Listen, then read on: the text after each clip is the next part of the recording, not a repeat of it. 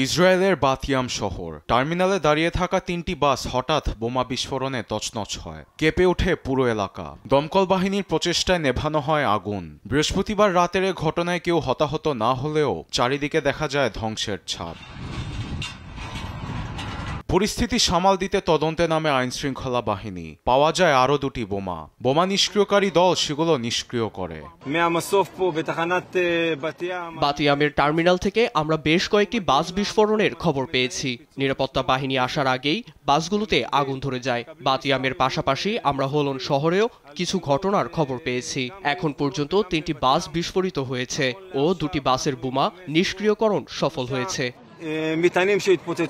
অতর্কিত এ হামলায় সব ধরনের সরকারি যান তল্লাশি করার নির্দেশ দিয়েছে ইসরায়েলের পরিবহন মন্ত্রণালয়। ফিলিস্তিনের কোনো সশস্ত্র সংগঠন এ হামলার দায়ভার স্বীকার না করলেও তা দুশ্চিন্তার ছাপ ফেলেছে নেতানিয়াহুর কপালে।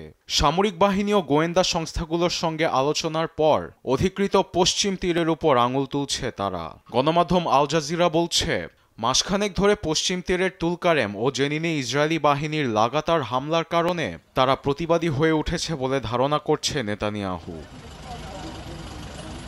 এমন পরিস্থিতিতে বোমা হামলার বদলা নিতে পশ্চিম তীরে সন্ত্রাস বিরোধী অভিযানের নির্দেশ দিয়েছেন ইসরায়েলের প্রধানমন্ত্রী, যার জন্য সেখানে সেন্ট্রাল কমান্ডে পাঠানো হয় আরও 3টি ইউনিট। এমন সিদ্ধান্তে পশ্চিম তীর জুড়ে রাতারাতির প্রাণহানির ঘটনা ঘটেছে অনেক। গণমাধ্যম আল জাজিরা বলছে, ইসরায়েলি বাহিনীর এই হামলাতে রক্ষা পায়নি নারী থেকে শুরু করে শিশুও। পশ্চিম তীরে অনির্দিষ্টকালের জন্য হামলা চালিয়ে যাবার নির্দেশ দেন Netanyahu. Arbil Afsar, news desk, Desh TV.